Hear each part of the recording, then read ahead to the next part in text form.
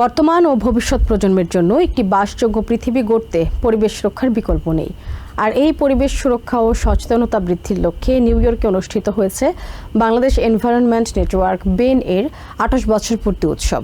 সেখানে পরিবেশ রক্ষার গুরুত্বের পাশাপাশি এতে অবদান রাখার জন্য সম্মাননা দেওয়া হয়।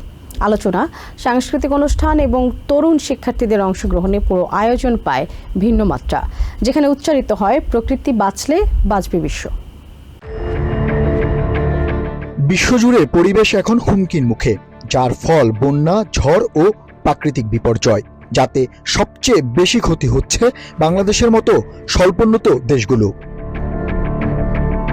তবে পরিবেশের বিরূপ প্রভাব এখন গ্রাস করছে কানাডা, আমেরিকার মতো উন্নত দেশগুলোকেও। অনিয়ন্ত্রিত কার্বন নিঃসরণ, প্রযুক্তির বর্জ্য ও সভ্যতার কাঠামো উন্নয়নে পুড়ছে বন, দূষিত হচ্ছে বাতাস। আর এই পরিবেশ রক্ষার আন্দোলনে গেল ২৮ বছর ধরে কাজ করছে বাংলাদেশ এনভায়রনমেন্ট নেটওয়ার্ক বেন।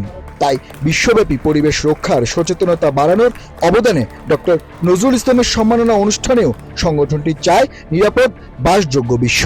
এই মুহূর্তে আমাদের সমস্ত মানব জাতির সামনে যে পরিবেশ বিপর্যয়কে রোধ করার জন্য সবচেয়ে আন্দোলন করা, যেটা সবচেয়ে গুরুত্বপূর্ণ ইস্যু। কারণ যে জলবায়ু পরিবর্তন থেকে শুরু করে তার যে অভিঘাত, আপনারা নিউ ইয়র্কে বসেও দেখছেন যে আমাদের কানাডার মতো ঠান্ডা জায়গায় যে ওয়াইল্ড ফায়ার হচ্ছে, সেটার প্রভাব এসে নিউ ইয়র্কে পৌঁছেছে। টেক্সাসে ব্যাপক বন্যা হচ্ছে, বাংলাদেশের সমস্ত দেশে উপকূলীয় অঞ্চলে, তারপর চট্টগ্রামে, পার্বত্য চট্টগ্রামে, ঢাকাতে বন্যা হচ্ছে। কারণ এটার সাথে অনেক কিছু জড়িত, মানুষের স্বাস্থ্য, মানুষের মনের মানে চিত্ত বিকাশের সুযোগ, তাই না? কাজে এই সমস্ত তো পরিবেশ ভালো না থাকলে তো এগুলো সম্ভব নয়। সেই জন্য আমরা পরিবেশের উপর গুরুত্ব দিচ্ছি, এবং পরিবেশ ভালো না থাকলে দেশের অর্থনীতিও ভালো থাকে। গ্রিনহাউস গ্যাস নিঃসরণ, বন উজাড়, প্লাস্টিক ও রাসায়নিক দূষণে পৃথিবীতে বৈশ্বিক উষ্ণতা বাড়ছে।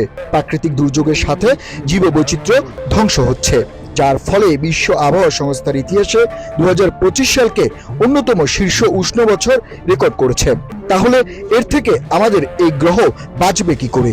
যার দরকার সে নদী দখল করছে, যার কি দরকার ইন্ডাস্ট্রির এখানে সেখানে ময়লা আবর্জনা ফেলে যাচ্ছে।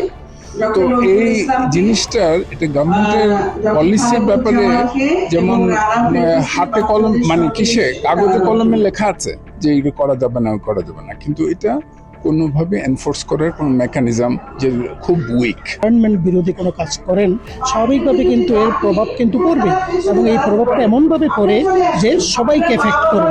বিকজ আমরা বিভিন্ন কান্ট্রিতে কিন্তু লিভ করছি, but we are actually sharing only one globe. সুতরাং আমাদের প্রত্যেকেরই কিন্তু এখানে কিন্তু দায়িত্ব আছে। শুধু সরকারি কর্মপরিকল্পনা নয়, সাধারণ মানুষকেও পরিবেশ রক্ষায় এগিয়ে আসতে হবে।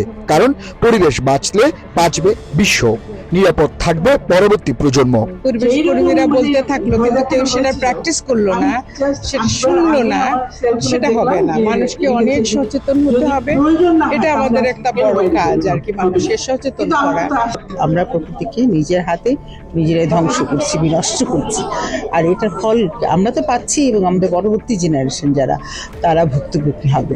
পুরো আয়োজনে শিশু কিশোরদের নানা সাংস্কৃতিক পরিবেশনা ও চিত্রাঙ্কনেও তুলে ধরার চেষ্টা ছিল পরিবেশ সচেতনতার নানা দিক। সেই সাথে প্রতিশ্রুতি ছিল কেউ যেন আর পরিবেশ নষ্ট না করে। শান্ত বিশ্বাস, TVN 24, new York. New York থেকে সম্প্রচারিত টিভিএন 24 টেলিভিশন বিশ্বজুড়ে বাঙালির কণ্ঠস্বর।